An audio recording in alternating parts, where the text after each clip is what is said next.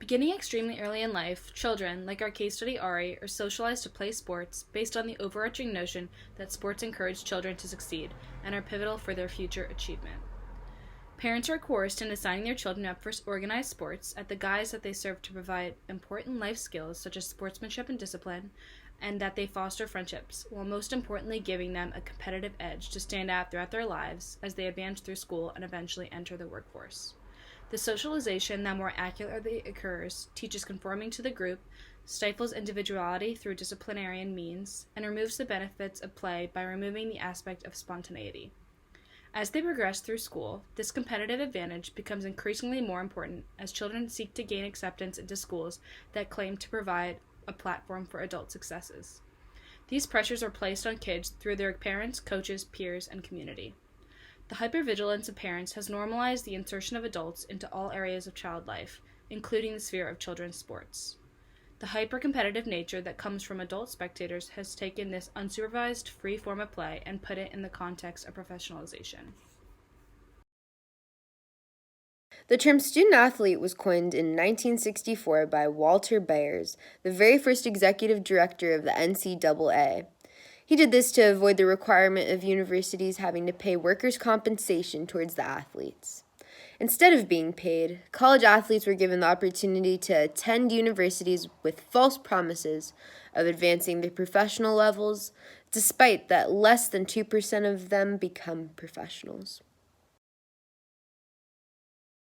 In addition, as many as 78% of NCAA athletes acquire injuries that prevent them from advancing in their athletic careers and leave them with chronic physical and emotional pain. With all their time and energy being devoted to their athletic careers, the overwhelming majority of these athletes are left with no life skills, real-world competencies, and a mentality that they have failed to meet the impossible standard for success.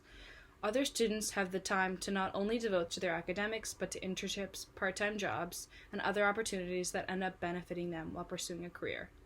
In this way, the institutions acting within the tutelary complex fail to provide these individuals with the tools for success beyond college and their sport. Instead, they are exploited by an institution driven by financial motivation. The industry of college sports is a $13 billion industry, which benefits only the coaches and support staff, while some of the athletes continue to live below the poverty line. In the case of our own university, Ari was a water polo player at UCSD from years 2015 to 2017. In this next excerpt, we'll get some insight into his journey of being a college athlete and how that shaped him as he prepares for graduation this week. I was inspired to play water polo from my dad and my brother. My dad played in high school.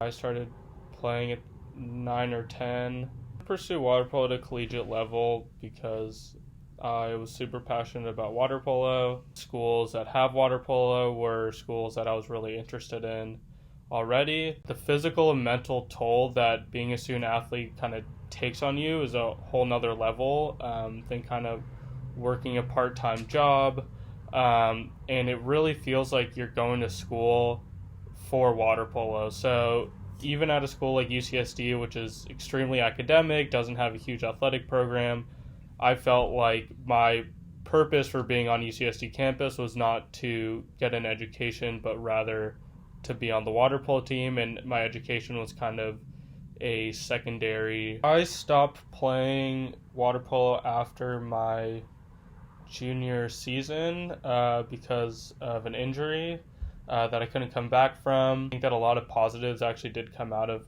me stopping my collegiate career and getting more into the workforce. I really knew nothing about what I wanted to do while I was playing water polo, and kind of getting an internship once I had to quit really opened my eyes to what I wanted to do after college. Figuring all of that out after I graduated, which would, I think, is a much harder point in your life to start figuring all of that out. And I think during college is a kind of a better place. The process of sports professionalization has become a social norm enforced by parents upholding the ideal childhood through protected playing. Starting at a young age, parents enroll their children into sports institutions to professionalize them to achieve success. Yet, what happens when the promises of achievement and security are almost never reached? When children are told a success story is possible if they work hard enough, they are told a success story that has been statistically shown is only attainable for a very select few, whether they make professional leagues or not. Student athletes are socialized into operating at strenuous physical and mental levels for their athletic careers with very minimal time dedicated to their academics. When the road ends too soon and they lose such a large part of their identity, what happens?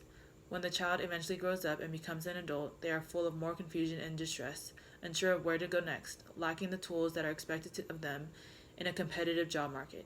They are failed by institutions within the tutelary complex that has left them with psychological distress and feeling of incompetence and role-lessness. The process of sports professionalization, starting in childhood, shows how the norms and advice of a tutelary authority exploits a child for institutional success rather than individual success and achievement at the expense of the child's future financial stability and physical and mental health.